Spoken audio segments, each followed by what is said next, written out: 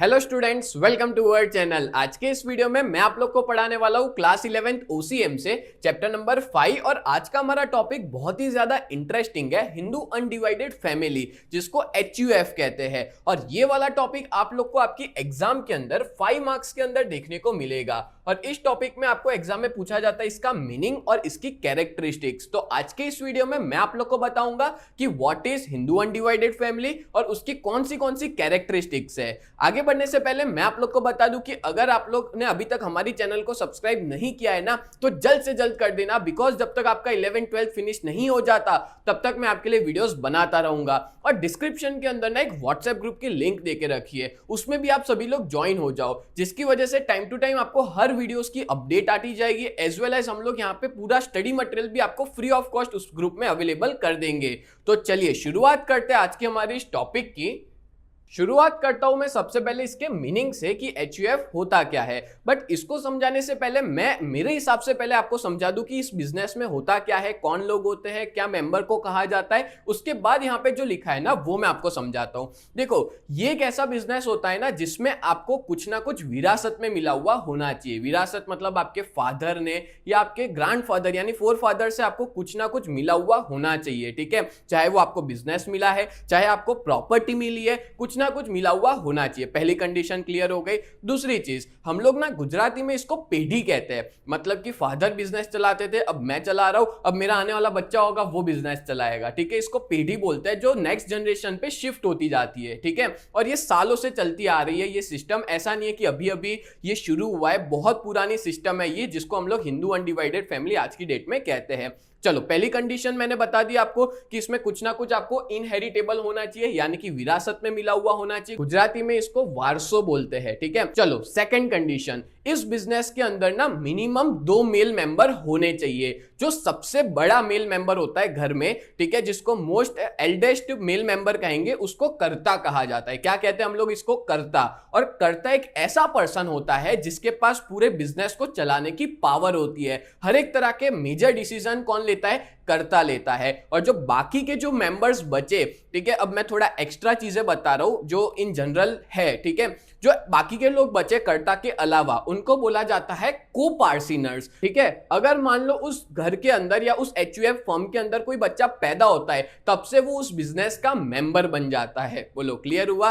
और एक और चीज बता दूं, जो कर्ता होता है ना, उसकी लायबिलिटी अनलिमिटेड होती है। और सारे बाहर वालों से डील करना हो या कुछ भी करना हो, उसमें मेजर रोल जो होता है वो कर्ता का होता है। और अगर मान लो कर्ता मर गया, ठीक है, जो मोस्ट एल्डर पर्सन है उस फैमिली का, वो मर गया या वो उसको नहीं करना, उसको कर्ता नहीं बनना, तो बाद में वो रिस्पॉन्सिबिलिटी कौन फुलफिल करेगा? जो नेक्स्ट मेल मेंबर होगा ना, वो बन जाएगा कर्ता। बोलो, समझ आ गया? डन है। अब मैं आपको ये समझाऊंगा ना तो आपको पूरा कंसेप्ट अच्छे से क्लियर हो जाएगा। ठीक है, और जनरली ये बिजनेस वैसा ही होता है जो उनके पूर्वज करते आ रहे थे और आज भी वो लोग कर रहे हैं, जिसको हम लोग गुजराती में पेढ़ी भी कहते हैं। ठीक है, business acquired by way of inheritance, अगर कोई भी ऐसा बिजनेस जो विरासत से मिला हुआ है, ठीक है, उसको हम लोग हिंदू अनडिवाइडेड फैमिली कहते हैं। मतलब हिंदू अनडिवाइडेड फैमिली के द्वारा जो भी बिजनेस मिला हुआ है विरासत में, उसको फर्म ऑफ HUF कहते हैं। क्या कहते हैं? Firm of HUF।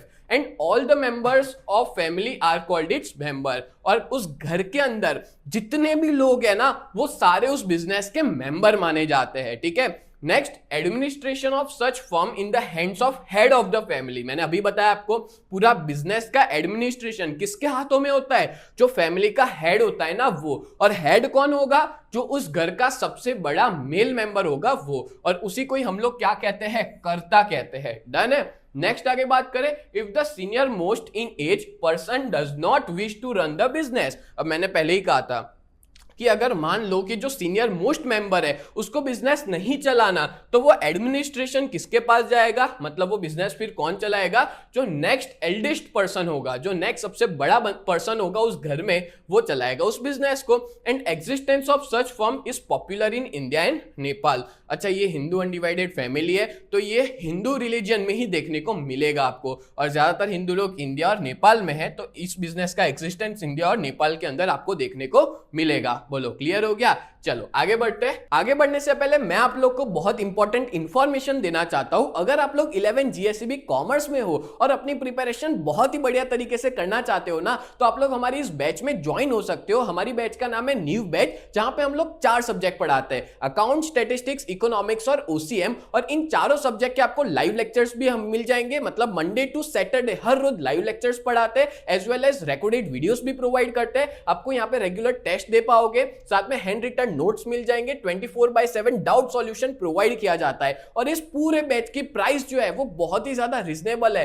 2999 पूरे साल के लिए, जब तक आपका 11th फिनिश नहीं हो जाएगा तब तक के लिए। और हमारी बहुत ही बढ़िया सी टीम है। मैं आप लोग को इकोनॉमिक्स और ओसीएम पढ़ाऊंगा, कल्पेश सर आपको अकाउंट्स पढ़ाएंगे, हिमल सर आपको स्टैटिस्टिक्स पढ़ाएंगे। और अगर आप लोग इस बैच के बारे में और ज्यादा डिटेल में पता लगाना चाहते हो तो आप लोग हमारी वेबसाइट को विजिट कर सकते हो। हमारी वेबसाइट का नाम है www.ugt.co.in। इस वेबसाइट पे आप लोग विजिट कर सकते हो। एज वेल एज अगर आप लोग ने अभी तक हमारी ऐप को डाउनलोड नहीं किया है तो प्ले स्टोर पे जाकर के यूजीटी नाम से आप सर्च कर सकते हो, प्ले स्टोर पे अवेलेबल है, जाके डाउनलोड कर लीजिए। और अगर आप लोग आईफोन यूजर हो तो ऐप स्टोर के ऊपर माई इंस्टीट्यूट के नाम से अवेलेबल है, आप वहां पे जाकर के भी डाउनलोड कर सकते हैं। और उसका ORG कोड है VUGKX, उसका ORG कोड है, ठीक है। और अगर आप लोग हमारा कांटेक्ट करना चाहते हो, अपने पेरेंट्स की बात करवाना चाहते हो, तो हमारा कांटेक्ट नंबर है 7202012221। ये हमारे ऑफिस का कांटेक्ट नंबर है, इस पे आप लोग कांटेक्ट कर सकते हो।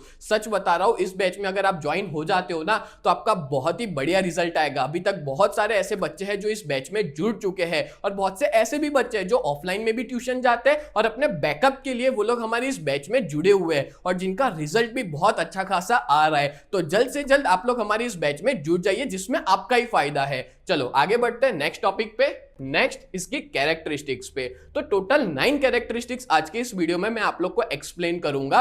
और देखो, ये जो कैरेक्टरिस्टिक्स है ना, वो एग्जाम में 5 मार्क की आती है, तो आपको अच्छे से ये हेड पॉइंट्स तो आने ही चाहिए। हाँ, एग्जाम के अंदर सारी की सारी नहीं लिखनी है, पर ये तो कर सकते हैं हम लोग, सारे हेड पॉइंट लिख ले और उसमें से 5 या 6 एक्सप्लेन कर दे, ठीक है। अब डिपेंड करता है कि स्कूल वाले क्या मांगते हैं, कि स्कूल वाले चाहते हैं कि सारी लिखो तो सारी लिखनी होगी। अगर 5-6 में हो जाता है, क्योंकि जनरली जो 5 मार्क का क्वेश्चन होता है ना, उसमें आपको 2 पेज का आंसर लिखना होता है। तो ये 9 हेड पॉइंट्स तो अच्छे से याद करके जाना। और अगर आप लोग इसको अच्छे से याद करना चाहते हो ना, तो मैं जो भी समझा रहा हूं ध्यान से सुन लोगे तो वहां पे जाके एग्जाम में जाके आप खुद बना के भी लिख सकते हो, ठीक है। चलो एक एक करके शुरू करते हैं। पहला क्या देके रखा है, existence by law, management, independent field of operation, membership, financial control, liability, life span, difficulty in raising fund और इंसॉल्वेंसी। इस तरह से 9 पॉइंट है, एक एक करके हम लोग डिटेल में समझते हैं। वीडियो को एंड तक जरूर देखना। सबसे पहला पॉइंट क्या है, एग्जिस्टेंस बाय लॉ।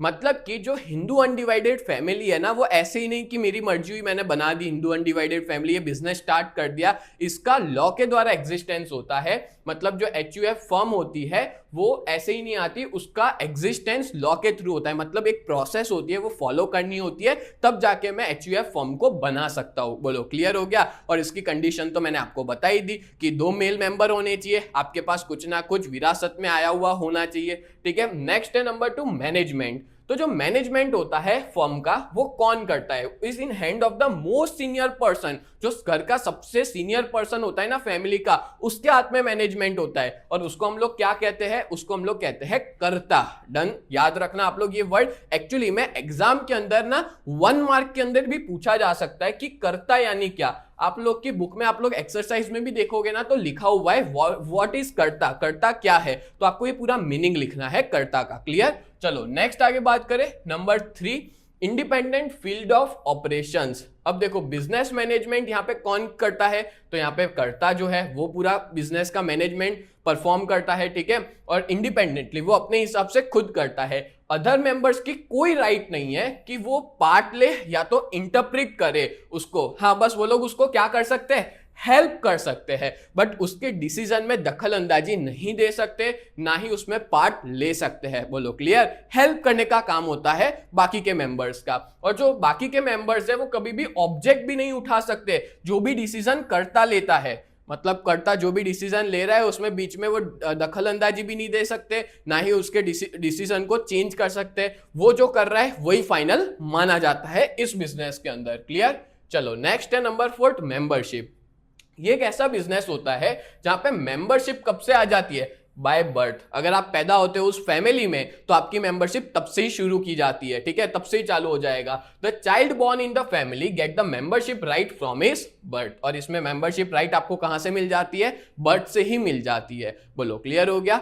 देन बात करें फाइनेंशियल कंट्रोल, तो यहाँ पे जो भी फाइनेंशियल मैटर्स होते हैं बिजनेस के, वो किसके हाथों में होते हैं, इन द हैंड्स ऑफ कर्ता। तो पूरे बिजनेस का फाइनेंशियल कंट्रोल करता कौन है, करता ही करता है। बोलो क्लियर हो गया। तो यही था नंबर 5 फाइनेंशियल कंट्रोल। नेक्स्ट बात करें लायबिलिटी, है ना, बहुत इजी है ना, एकदम आसानी से आपको समझ में आ जाएगा, इतना कोई हार्ड कंसेप्ट भी नहीं है ये। चलो अब लायबिलिटी की बात करें तो पूरा बिजनेस जो है वो किसके अंडर वर्क करता है, कर्ता के हाथों में है पूरा बिजनेस, ठीक है। और यहाँ पे जो लायबिलिटी है ना कर्ता की, वो कैसी है, अनलिमिटेड है। यानी कि अगर मान लो कि HUF फर्म है, ठीक है, ये पूरा बिजनेस है, इसमें जो मेन पर्सन है वो है कर्ता, ठीक है। इन लोगों ने कहीं से लोन ली। अब लोन कहां से लेंगे, बैंक से। बैंक से उन्होंने क्या ली, बैंक लोन ली, ठीक है। और बिजनेस में कुछ नुकसान हो गया और पैसा भरपाई नहीं किया जा रहा बिजनेस में से, तो यहाँ पे जो कर्ता है वो अपनी पर्सनल प्रॉपर्टी को बेच के, यानी कि उसकी जो भी पर्सनल प्रॉपर्टी है कर्ता के नाम पे, जो भी मोस्ट एल्डर पर्सन है उसके नाम पे जो भी प्रॉपर्टी है उसको बेच के भी उसको पैसा जो है वो भरना पड़ेगा, ठीक है। पर्सनल प्रॉपर्टी को बेच के जो भी पैसा आएगा वो भरना पड़ेगा। तो बात करें बाकी के लोगों की, तो यहाँ पे बाकी के लोगों की प्रॉपर्टी को छुआ भी नहीं जाएगा, उनको तो उतना ही पे करना है जितना उनका हिस्सा बनता है, ठीक है। मतलब उनकी लायबिलिटी कैसी होती है, लिमिटेड होती है। सिर्फ और सिर्फ कर्ता की लायबिलिटी यहाँ पे कैसी होती है, अनलिमिटेड होती है। बोलो क्लियर हो गया। मतलब पर्सनल प्रॉपर्टी बेचने की बात है तो सिर्फ और सिर्फ कर्ता की ही प्रॉपर्टी बेची जाती है, जो अदर मेंबर्स हैं उनकी प्रॉपर्टी को छुआ भी नहीं जाता। Clear, done. चलो नेक्स्ट आगे बढ़ते हैं। Number 7 life span. अगर मान लो कर्ता मर गया, ठीक है, और अदर मेंबर ऑफ फैमिली, तब बिजनेस कंटिन्यूस। मतलब ये बिजनेस जो है या कोई और मेंबर मर गया, कुछ भी हो गया, तो बिजनेस चलता ही रहेगा। क्यों, क्योंकि वो नेक्स्ट जनरेशन में पास होता है, ठीक है। एक जनरेशन टू नेक्स्ट जनरेशन, मतलब चलता ही रहता है ये बिजनेस, थोड़ा लाइफ स्पेन लंबा होता है। And if the karta dies then the next senior person, most senior person becomes the karta. कर्ता मर गया तो उसके बाद वाला जो नेक्स्ट एल्डेस्ट पर्सन है, सीनियर पर्सन है, वो क्या बन जाएगा, कर्ता बन जाएगा। बोलो क्लियर हो गया। नेक्स्ट आगे बात करें number 8 difficulty in raising fund. ये बिजनेस का सक्सेस किस पे डिपेंड होता है, एफिशिएंसी ऑफ कर्ता पे। अगर कर्ता जो है वो मजबूत है, अच्छे से बिजनेस कर सकता है, पावरफुल है, तो बिजनेस सक्सेसफुल हो जाएगा। पर अगर कर्ता ही ढंग से काम नहीं कर पा रहा तो बिजनेस लॉस भी कर सकता है, ठीक है। And the firm has to depend on the member of the family for fund raising. और अगर पैसों की जरूरत पड़े तो पूरे बिजनेस को उनके मेंबर, जो भी फैमिली में जो भी मेंबर है, उन पे डिपेंड रहना पड़ेगा कि मेंबर लोग पैसा निकालेंगे तब बिजनेस में पैसा आएगा। सो बहुत ज्यादा डिफिकल्ट होता है एडिशनल पैसा निकालना, एडिशनल कैपिटल को रेज करना, क्योंकि इसमें पैसा कर्ता या उनकी फैमिली ही निकालते हैं, ठीक है। जैसे अपने ने देखा था सोल प्रोप्राइटरशिप में कि सोल प्रोप्राइटरशिप में पैसा सोल प्रोप्राइटर यानी कि जो सिंगल ओनर था वो निकालता था। इसमें पैसा कौन निकालता है, कैपिटल कौन निकालता है, तो जो करता है वो और उनके फैमिली मेंबर्स। लिमिटेड लोग है ना, अगर उनके पास नहीं हुआ तो पैसा रेस करना बहुत डिफिकल्ट हो जाता है, दिक्कत होती है इसमें। चलो अब लास्ट पॉइंट की तरफ बढ़ते हैं, नंबर 9 इंसॉल्वेंसी।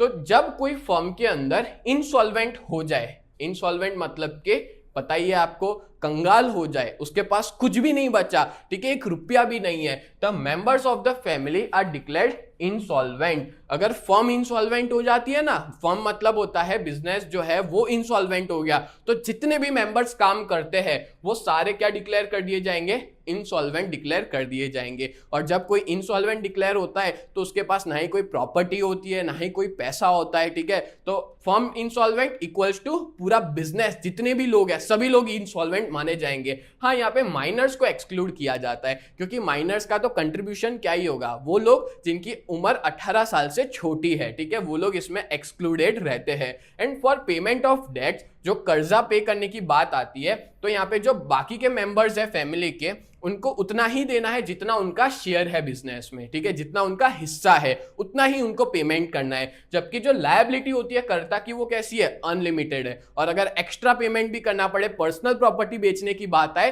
तो सिर्फ और सिर्फ वो कर्ता की ही प्रॉपर्टी जो है वो एक्स्ट्रा बेची जाती है, मतलब पर्सनल प्रॉपर्टी को बेच के उसको अपनी लायबिलिटी पे करनी है, यानी कि जो कर्जा है वो पे करना है। पर अदर मेंबर्स की लायबिलिटी कैसी है, लिमिटेड है, उनका जितना हिस्सा है ना उतना ही उनको पे करना रहता है। बोलो क्लियर हो गया? तो इस तरह से मैंने आप लोग को मीनिंग एंड कैरेक्टरिस्टिक समझाया एचयूएफ का, हिंदू अनडिवाइडेड फैमिली का। तो उम्मीद करता हूं ये पूरा वीडियो आपको बहुत अच्छे से समझ में आया होगा।